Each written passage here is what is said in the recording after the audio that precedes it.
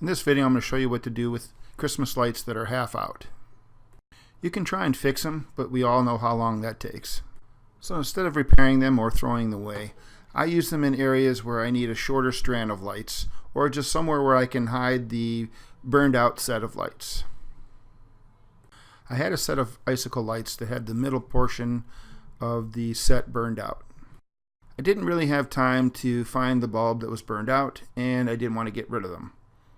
So what I did was I used them on the top portion of the roof and hid the burned out section at the peak of the gable part of the roof. You can't see them up this high, and if you can, it's during the day, and I don't really care what it looks like during the day, and you're certainly not going to see them at night. So the wind wouldn't blow them around. I've clipped them to the shingles up at the top. When you step back and look, you can't tell that there are any burned out lights at the top of the roof. It'll also be very easy to hide these burned out lights in your bushes, because you're not going to see them at night.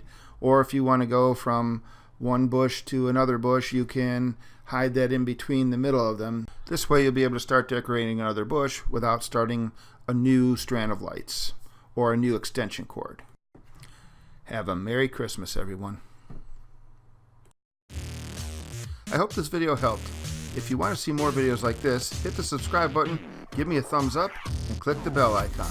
You can also check me out on Facebook. Until next time, thanks for watching.